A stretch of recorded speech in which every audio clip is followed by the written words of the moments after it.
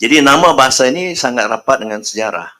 Kita tak patut merubah. Indonesia itu cerita lain. Tahun 28 dalam Sumpah Pemuda mereka mengubah nama bahasa Melayu menjadi bahasa Indonesia. Tetapi hakikatnya masih bahasa Melayu. Sebelum tahun 28, apa bahasa orang Indonesia? Jadi sebagai rakyat kita Indonesia sekarang sudah menolak sejarah lah.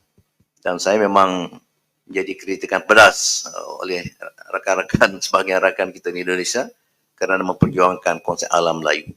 Dahulu tak ada. Ini kerana kesan pasca kolonial. Kita lepas penjajahan, kita pun membina negara masing-masing.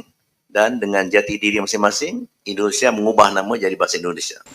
Tanpa bahasa Melayu ketika itu, tidak mungkin wujud satu tamadun besar di alam Melayu. Yang sekarang mungkin menjadi sedikit perdebatan. Rakan-rakan di Indonesia menolak istilah Melayu sebagai merangkum atau mencakup wilayah Indonesia. Itu sentimen politik semata-mata, tetapi realitinya memang pada waktu itu tidak ada nama bahasa Indonesia.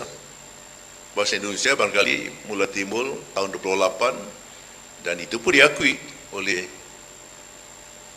Muhammad Yamin sebagai pembina makna negara Indonesia, Soekarno, Mak Nasir dan sebagainya, bahawa bahasa nasional itu diambil daripada bahasa Melayu.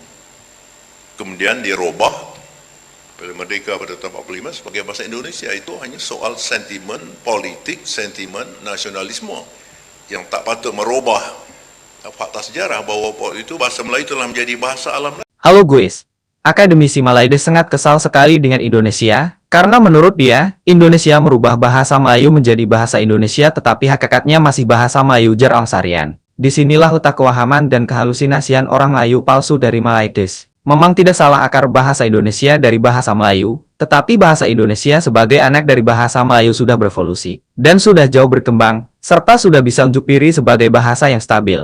Perkembangan bahasa dimulai sejak pengembangan korpusnya, sehingga berkembanglah kamus, tata bahasa, ejaan dan pengembangan pengayaan kosakata. Bahasa Indonesia sudah mampu berdiri menjadi bahasa lingua franca yang baru. Itulah sebabnya bahasa Indonesia tidak bisa dilabeli bahasa Melayu karena bahasa Indonesia sudah mampu berdiri sendiri dari bahkan jauh meninggalkan bahasa induknya bernama Melayu. Tetapi anehnya kaum Melayu palsu di Malaides tidak mau menerima bahwa bahasa Indonesia sudah jauh berkembang, maju, modern dan standar. Sehingga setiap mereka mengadakan seminar selalu menyinggol-nyinggol bahasa Indonesia sambil terkaing-kaing dan frustasi.